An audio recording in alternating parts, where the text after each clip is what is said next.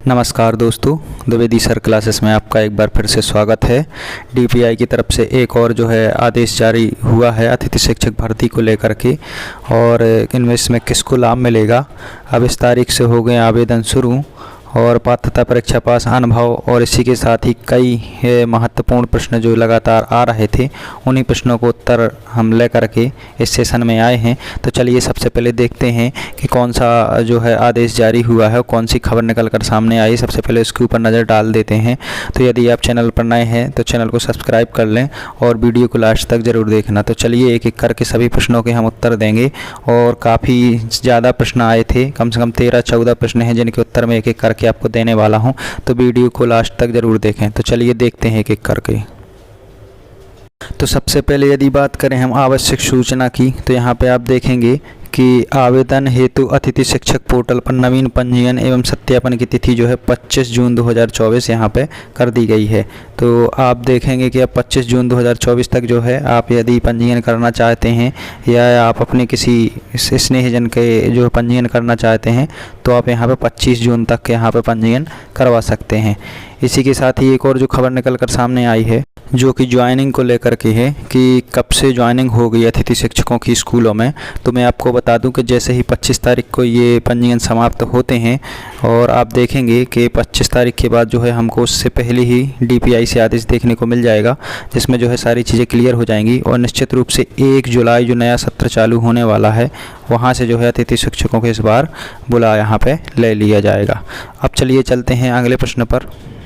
यहाँ पे आप एक चीज़ और देख रहे होंगे जो महत्वपूर्ण है काफ़ी, कि जो पहले पॉइंट में जो दिया गया है कि आवेदन जिनको शैक्षणिक योग्यता जोड़ने संबंधी कार्य नहीं करना है, आवेदन जिनको शैक्षणिक योग्यता जिनको नहीं जोड़नी है अपने स्कोर कार्ड में, वे जो है अपने आवेदन को अनलॉक नहीं करें। तो कई प्रश्न आ रहे थे कि सर मेरे को योग्यता जोड़नी है तो क्या मैं अनलॉक करूं? तो जी हाँ, यदि आपको योग्यता जोड़नी है तो आप अनलॉक करिए, अन्यथा आप अपने उसको अनलॉक ना करिए।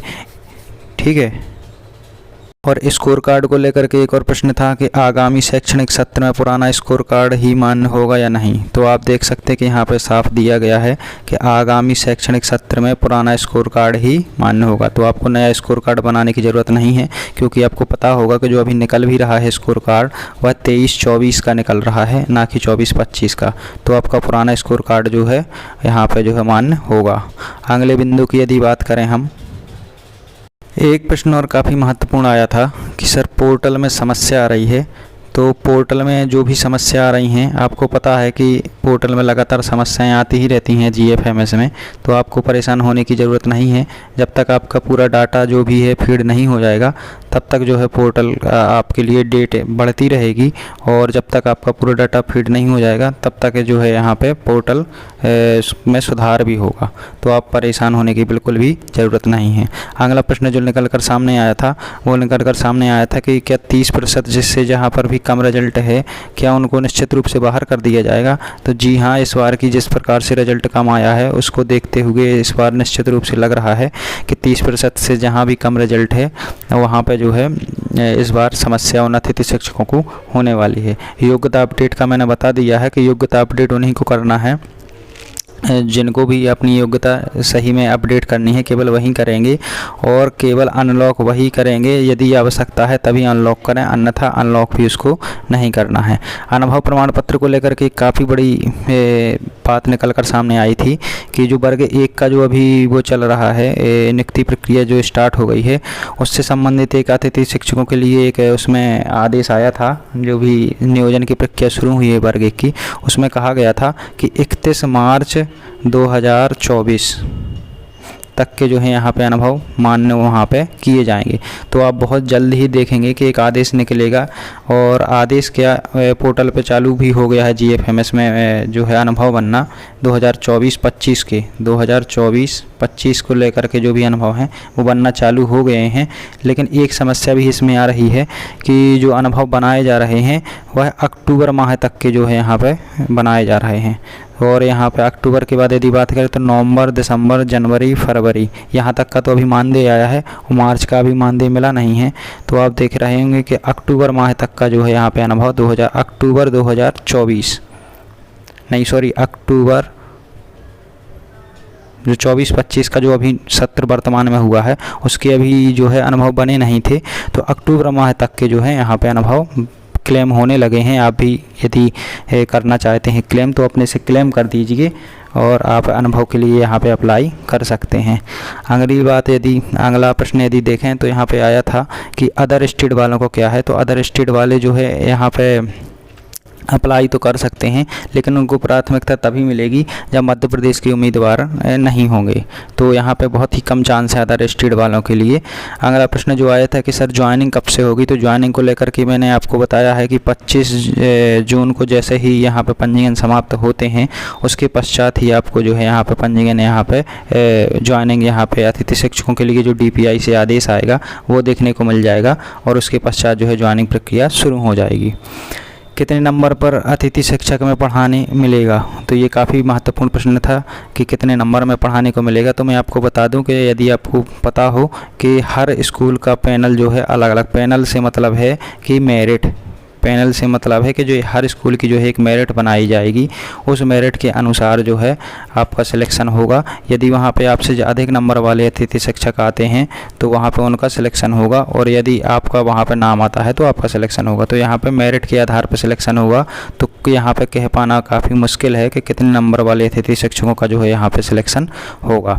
अगला प्रश्न आया था कि सर RTE नियमों के तहत क्या भर्ती होगी, तो जब तक DPI से कोई भी ऑफिशियल जब तक वो नहीं आ जाता है विज्ञापन, तब तक यहाँ पर कह पाना मुश्किल है। हालांकि जिस तरीके से इस बार की कार्रवाइयाँ की जा रही हैं तो हो सकता है कुछ बड़ा बदलाव देखने को मिल जाए, चाहे वह पात्रता परीक्षा पास को लेकर के हो और या फिर अनुभव को लेकर के हो। जब तक कोई भी DPI से आदेश नहीं आता है तब तक कह पाना यहाँ पर मुश्किल है।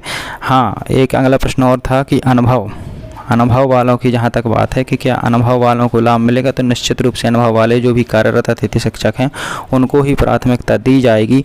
तो उसके पश्चात जो भी अन्य पद जो नए सृजित होंगे, चाहे वह ट्रांसफ़र से हो, चाहे प्रमोशन से हो और चाहे वह अन्य किसी कारण से हो, तो उन पदों पर जो भर्ती होगी उसमें जो है जो नए नियम होंगे लागू, वो उन पर लागू होंगे। चाहे वह RTE के नियम हो कि पात्रता परीक्षा पास होना चाहिए या अनुभव के जो भी हों, तो जो भी नए नियम लागू होंगे वो जो है नए जो पद सृजित होंगे वहीं पर उन नियमों को लागू किया जाएगा। कार्यरत वाले जो हैं उनको वहीं पर यथावत रखा जाएगा।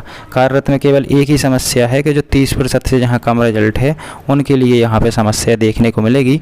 बाकी कार्यरत वालों को कहीं भी नहीं छेड़ा जाएगा और वो जैसे पहले से कार्य कर रहे थे वह वैसे ही कार्य करेंगे। अगला प्रश्न की यदि हम बात करें तो D.Ed B.Ed जिनकी रनिंग है, बहुत से प्रश्न आए थे कि जो रनिंग है सर हमारी, क्या हमको जो है अतिथि शिक्षक में अप्लाई करने को मिलेगा। तो जब तक आपकी D.Ed B.Ed कंप्लीट नहीं हो जाती है तब तक आपको अपने स्कोर कार्ड में जो है व्यवसायिक योग्यता के 100 अंक देखने को नहीं मिलेंगे, और यदि आपको 100 अंक देखने को नहीं मिलेंगे तो आप जो है मेरिट जो बनेगी उसमें आप पैनल जो बनेगा उसमें जो है आप पिछड़ जाएंगे। लेकिन आपको अप्लाई ज़रूर करना है। हो सकता है कि आपसे कम नंबर वाले ही वहाँ पर अप्लाई करें, तो आप स्कोर कार्ड बनवा लीजिए और यहाँ पर आप अप्लाई कर सकते हैं। बस D.Ed B.Ed की योग्यता जो है अभी तक आप ऐड उसमें नहीं करा पाएंगे क्योंकि आपका कंप्लीट नहीं हुआ है।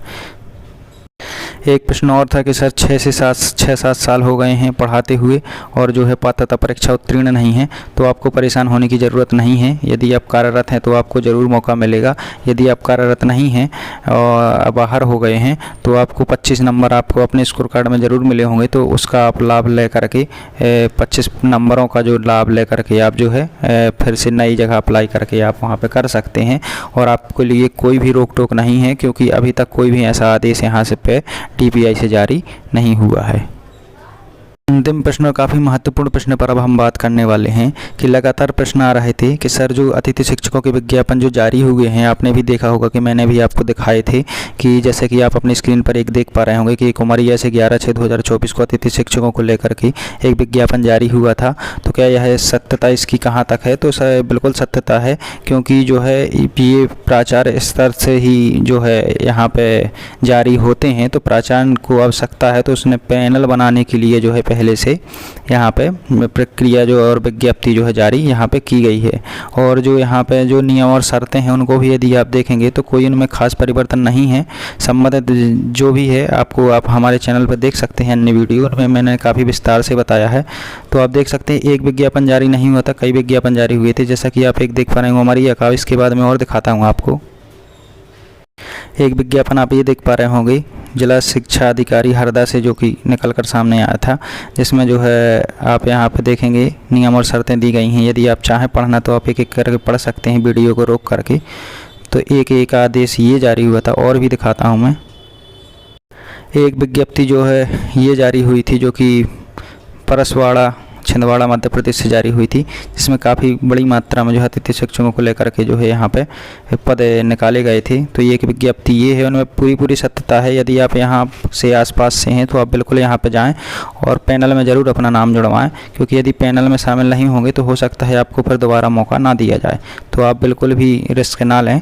यदि आपको अतिथि शिक्षक बनना है तो बिल्कुल आप अप्लाई करें। जहाँ पर भी विज्ञप्ति दिखती है आप तो तुरंत जाके वहाँ पर अप्लाई करें और इसके बाद पैनल में नाम जुड़वाएँ।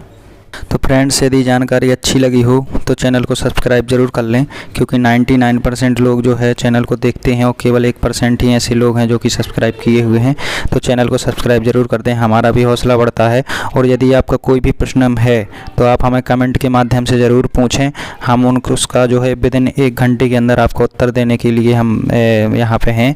और यदि आपका और भी कोई प्रश्न है तो आप हमसे पूछें, आप कमेंट के माध्यम से पूछें। हमारा व्हाट्सएप ग्रुप भी है, व्हाट्सएप ग्रुप से हमारे जुड़े। हमारा फेसबुक पर भी पेज है जिसमें लगभग 35,000 लोग जुड़े हुए हैं। 1 लाख अतिथि शिक्षक 2024-25 के नाम से हमारा फेसबुक पर ग्रुप है, तो उसको भी आप जाके ज्वाइन करें और चैनल को सब्सक्राइब ज़रूर कर लें। और यदि आपका कोई भी प्रश्न है तो आप हमसे करें, हम आपको उसका जवाब देने की कोशिश करेंगे। तो बहुत बहुत धन्यवाद वीडियो को देखने के लिए। वीडियो को शेयर ज़रूर कर दें।